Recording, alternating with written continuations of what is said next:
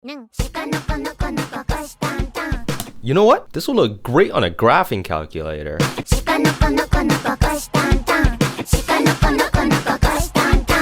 Hey guys, it's me, Notice, back from editing hell to deliver this video. Oh wow, would you look at that? It took me 7 months to make a video this time. I can feel the improvements coursing through me already. Anyways, I came across this video by Junferno a while ago. He makes very cool videos. Check his stuff out. In the video, he explained how he got Desmos to play Bad Apple. In fact, he did it so well that my brain juice started churning. I felt like I actually learned something. I can't say that about much of the other stuff I watch on this platform. So I went on his GitHub, couldn't figure out how to download it, so I thought, you know what? This is a great excuse to try to write one myself. So I went through 2 weeks of intense programming, abused the free computing units offered by Google Colab, and came up with this shoddy program that you can run directly in a web browser. Join me as I bang my head and try to render Bad Apple on Desmos.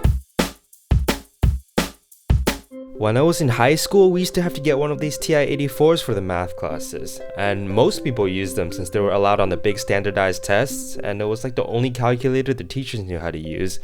Seriously, if you brought in a more obscure model, it would be just good luck, go figure out how to use this yourself. And also, I remember seeing kids load games like Flappy Bird on their calculators, and to me, that was absolutely mind-blowing. But that was like my only good memory with these. Listen dude, this thing is objectively horrible. Anything you need is hidden behind 3 layers of clunky menus that you have to learn to navigate through, so we had entire lessons dedicated to learn how to plug numbers into these calculators. And they're charging how much for these calculators? Seriously, I do not understand how they got so popular. 20 bucks, I tell you, that's the most I should be paying for these. So naturally, I started looking for a better solution, and wow, in the first Google result, I saw Desmos' glorious calculator. Completely free, extremely intuitive. This graphing calculator brought me through like all of my math-related classes. By the way, I still bought a TI-84 because, well, they didn't let us run Desmos on the actual exams, so we still needed a physical one. Stupid calculator. Anyways, Bad Apple. So when I saw the Junferno video about animating stuff on it, I was mind blown. Like, whoa, that's Bad Apple on the calculator I used to pass math class? So what's the plan? Look here.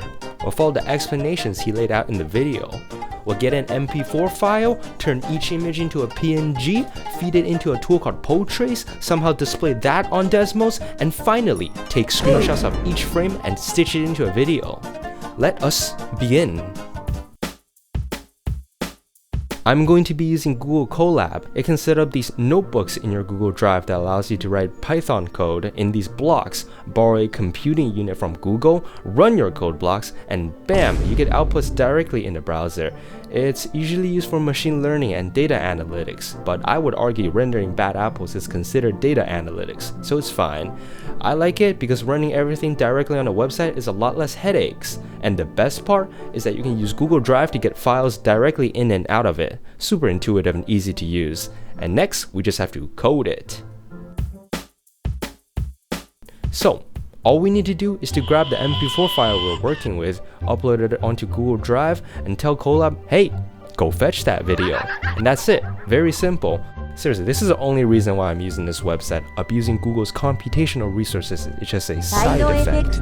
Next, we need to slice the MP4 into individual frames and save them as PNGs. How do we do that? Now you see, here's the fun part. We have reached the limits of my knowledge. The rest of this video consists of me banging my head against various parts of the internet, hoping to get this to work. Cue music. So in the Junferno video, he mentioned a tool called FFmpeg that can accomplish this. I have no doubt it works, but that was not the first tutorial I clicked on when I searched up how to MP4 to PNG.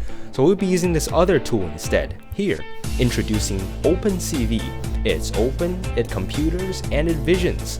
And we're going to be using their video capture function to read the MP4, loop through each frame, and save it as a PNG file somewhere. Look at them, pristine. All 6,569 frames of Bad Apple, and now we need to process them. Canny edge detector, designed to detect them edges. It's made by this guy, John Canny. How does it work? I have no idea, but I'm sure it can detect them edges just fine. All we need to know is that the OpenCV library has a canny function, so I converted our images into grayscale, ran it through the canny function with these parameters, which are based on absolutely nothing. They just seemed legit, and look at that, they look great. Now we can start tracing them to get the curves we need for the graphing calculator. Potrace is the most important tool in this entire process. Potrace? Potrace? Potrace it is. The image formats we usually use like JPEG and PNG are raster images, which means they're based on these grids of pixels. Potrace runs an algorithm to trace over these pixel-based images and outputs an SVG file. Inside of this SVG file stores the set of Bezier curves that outline the original image. We'll get to what a Bezier curve is in a bit. Problem? Potrace is quite picky. First, it only takes in black and white images, which is why Junferno first used the canny edge detector to get an easy to trace black and white version of all the frames. The other problem is that for some reason Potrace only takes in PNM files. What do we do about that? Hello friends, today in this tutorial I will be telling you that how to convert your PNG image magic. On hindsight, this entire thing is stupid. I probably could have just used CV2 to convert them into PNMs in the first place, but oh well. Basically, this is our process now.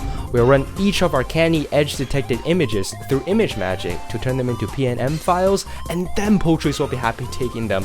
However, both of these programs run in the command line instead of directly in Python, which means we need to figure out a way to interact with them using Python. First, we'll install both Potrace and ImageMagick directly onto the Ubuntu Linux with apt-get. Then I learned that we can do some really cursed hackery in Colab to control the command line by running a sub-process. So I first got a list of PNG files, put the commands we need inside of a Python F string, fed all of them into ImageMagick by running a sub-process with the commands.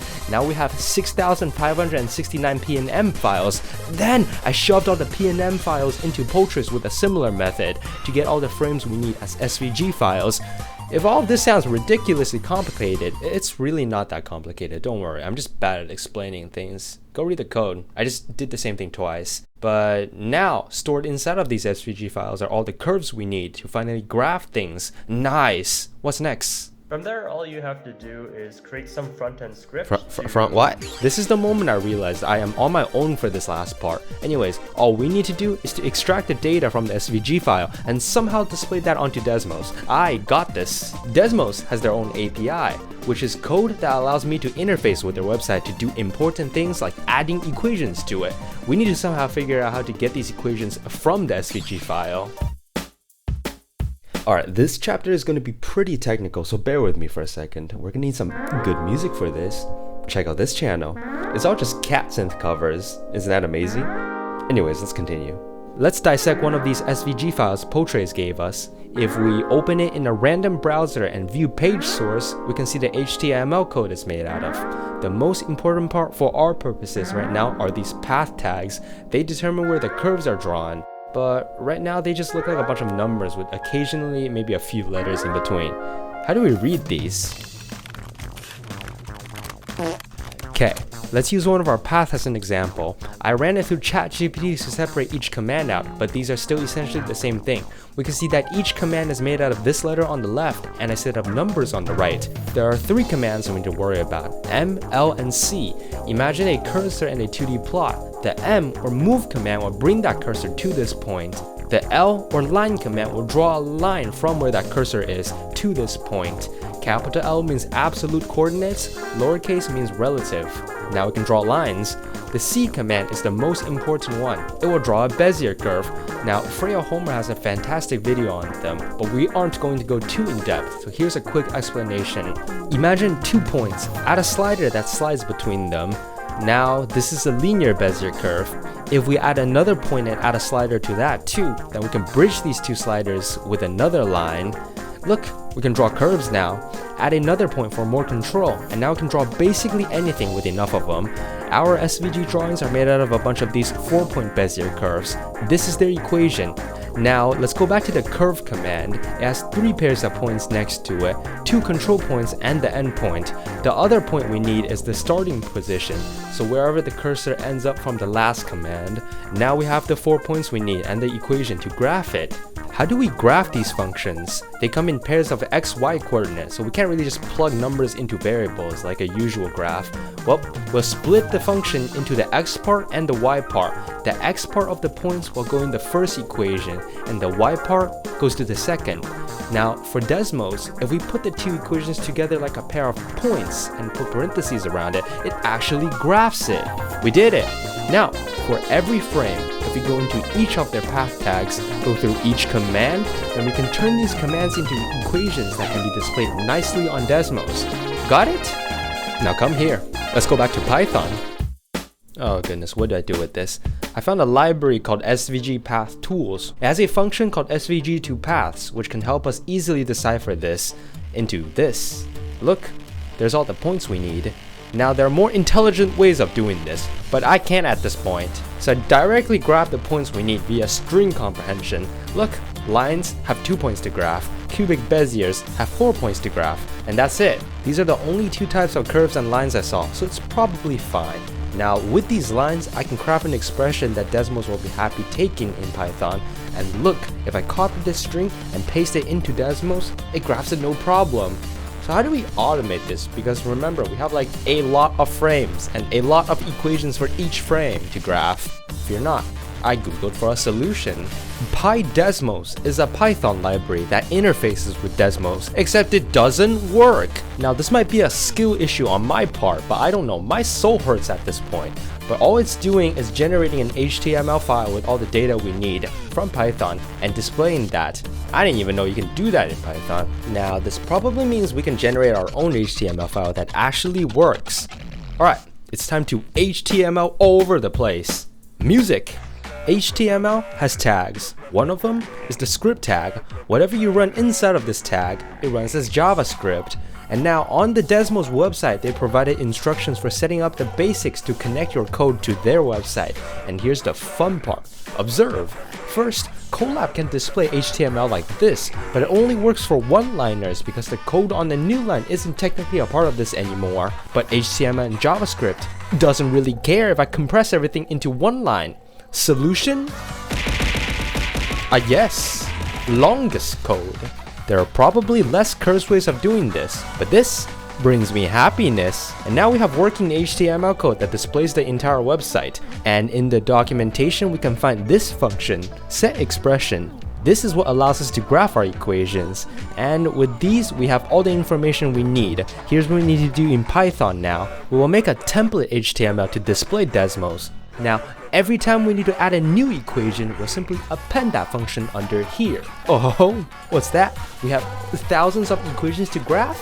Well, how about thousands of lines inside of HTML? Does this solution suck? Yes. Does it work? Yes. And look at that. Among Us, rendered on the screen. We did it! And now we're on to the final part. How in the world do I take a screenshot of each frame? So here comes the problem. The usual tools I use to take screenshots in Python doesn't work in Colab. There's the PIL library, which has an image grab function that's usually pretty good, but it doesn't work in Colab. Look, this guy tried like everything. And I'm not gonna sit here and take 6,569 screenshots, so we need to automate this somehow. And at this point my brain is cooked, so I crawled back to ChatGPT and asked it for its wisdom. Please, how do I take a screenshot in Colab? To add the functionality of capturing a screenshot for each HTML display, you'll need to integrate a library like Selenium. Selenium? I tried a few other things for HTML screenshotting, but because my brain was so fried at this point, I couldn't get them to work. However, ChatGPT and Claude both agree that Selenium has a nice screenshot functionality that solves my problems. Side note here, I know I can technically use the screenshot function built directly into Desmos, but that only takes a screenshot of the graph paper, and I want to see the graphs zooming by as the animation plays. So I'm using Selenium. Problem? Selenium is so slow, man. It used to take like 3 to 5 seconds max for the HTML to finish rendering, but Selenium has to set up this WebDriver thing, so I need to get the driver working, load the web page on there, wait for Desmos to finish rendering, and then take the screenshot. For some reason, what used to take like 1 to 5 seconds without Selenium now takes like 15 seconds. And at this point, I didn't know how long each frame was going to take to render, so I just told Python to, hey, wait 10 seconds before taking the screenshot. Hi, me from the future here. This bad apple frame with the tree took 2 minutes to render. 1 frame! So that 10 seconds wasn't enough to run this massive relay race, resulting in these random frames where the graphs just straight up don't show up. But this is the only method I know that keeps the list of functions rolling while the animation runs, and I have banged my head against this thing for way too long at this point. But here's where a stroke of genius came. I found that Selenium has an explicit wait function. Instead of waiting for a set length of time, I can just wait until something on the web page changes. I also found this async screenshot function that only runs after the web page finishes loading. So instead of taking a screenshot with it, remember this doesn't include the equations bar, I had to change this element to content done loading. The explicit wait function detects that change and then takes a screenshot. This works flawlessly. And now, let's start the rendering. Hi, future me again. Later I realized that the explicit wait function sometimes still finishes a bit too early and ends up taking the screenshots before the equations load in. I fixed the problem, made a list of all the failed frames, and re-rendered them. And finally, I stitched the PNGs together into one MP4, and we did it! Bad Apple, rendered entirely by abusing Google's CPUs.